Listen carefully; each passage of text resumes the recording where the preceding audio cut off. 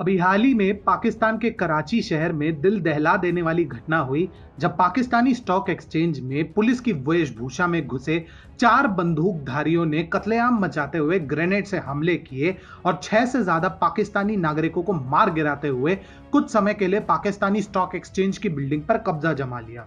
Police से हुई मुठभेड़ में चारों फ्रीडम फाइटर्स मारे गए और जल्द ही स्थिति को नियंत्रण में ले लिया गया। परंतु घटना के कुछ ही घंटों बाद कुछ ट्वीट्स और रिपोर्ट सामने आए जिसने पाकिस्तान के साथ साथ संपूर्ण दक्षिण एशिया में खलबली मचा दी है। बलूचिस्तान की आजादी के लिए लड़ रहे संगठन बलूचिस्तान लिबरेशन आर्मी ने इस हमले की जिम्मेदारी लेते हुए मीडिया को बताया कि बलूचिस्तान पर पाकिस्तान द्वारा किए जा रहे अत्याचारों के बदले उनकी मजीद ब्रिगेड ने यह आत्मघाती हमला किया है और वे इस हमले की पूरी जिम्मेदारी लेते हैं। इस खबर के सार्वजनिक होते ही मानो पाकिस्तान में कोहराम सा मच गया। बलूचिस्तान पर जिस प्रकार से पाकिस्तान अत्याचार ढाता आया है वो किसी से छुपा नहीं है और जिस प्रकार से बलूचिस्तान लिबरेशन आर्मी ने इस हमले की जिम्मेदारी ली है उससे एक बात तो साफ है, पाकिस्तान और उसके आका चीन की अब खैर नहीं। अब आप सोच रहे होंगे कि बलूचिस्तान और पाकिस्तान की लड़ाई में चीन का क्या काम है। दरअसल बलूचिस्तान प्रांत में स्थित ग्वादर पोर्ट पर चीन का प्रभुत्व है जिससे वह हिंद महासागर पर अपनी पकड़ मजबूत करना चाहता है। पर बात यहीं तक सीमित नहीं है। बीजिंग ने इस प्रोजेक्ट में करीब 60 अरब डॉलर्स का निवेश किया है जो भारत के अक्साई चिन्ह और पाक अधिकृत कश्मीर से गुजरता है। चीन ग्वादर बंदरगाह के जरिए अपने नौसैनिक बेस को तैयार करना चाहता है ताकि हिंद महासागर में भी उसका वर्चस्व स्थापित हो सके। फोर्ब्स की एक रिपोर्ट के अनुसार हालिया सैटेलाइट इमेज से पता चलता है कि कई नए कॉम्प्लेक्स को ग्वादर पोर्ट में निर्मित किया गया है।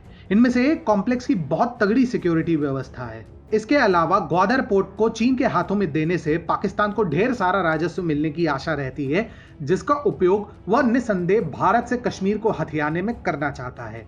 इसमें अंत में नुकसान केवल और केवल बलूचिस्तान प्रांत का हो रहा है जिसके जमीन को हथिया कर चीन और पाकिस्तान अपना अपना उल्लू सीधा करना चाहते हैं। लेकिन बलूचिस्तान के निवासियों ने भी तय कर लिया है बस अब और नहीं।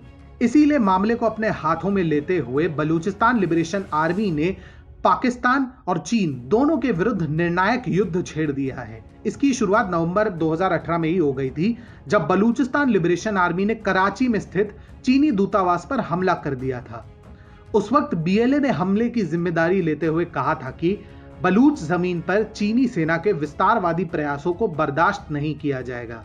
निसंदेह ही सीपीईसी का सबसे अहम भाग ग्वादर बंदरगाह है और बलोच समुदाय के लोगों का मानना है कि चीन उनके प्राकृतिक संसाधनों का इस्तेमाल करता है जिससे वो आने वाले समय में प्राकृतिक संसाधनों और खनिजों की प्रचुरता वाले अपने जमीन को खो देंगे और यदि ऐसा जारी रहा तो वह दिन भी दूर नहीं होगा जब बाहरी लोगों के कारण उनकी अपनी पहचान कहीं दब जाएगी। इसीलिए बलूचिस्तान लिबरेशन आर्मी प्रमुख रूप से ग्वादर को निशाना बना चीन और पाकिस्तान के बीच की साझेदारी को न केवल तोड़ना चाहती है बल्कि बलूचिस्तान की स्वायत्तता को भी जग जाहिर करना चाहता है। अब कराची स्टॉक एक्सचेंज पर हमला कर बलूचिस्तान लिबरेशन आर्मी के फ्रीडम फाइटर्स ने सिद्ध किया है कि वह पाकिस्तान के किसी भी जगह कभी भी हमला कर सकता है और उनकी ये लड़ाई तब तक नहीं रुकेगी जब तक बलूचिस्तान स्वतंत्र ना हो जाए या फिर पाकिस्तान नष्ट ना हो जाए। नमस्कार मित्रों, मेरा नाम है अतुल मिश्रा और मैं आशा करता हूं कि यह वीडियो आपको अच्छा लगा होगा।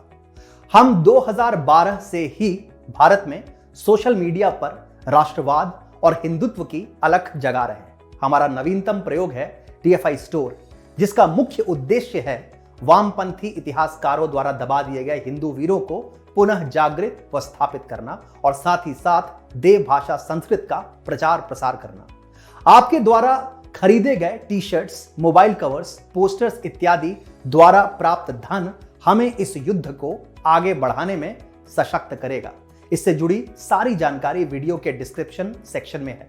आशा करते हैं आपका सहयोग नित्य निरंतर मिलता रहेगा। नमस्कार, जय श्री राम, जय हिंद।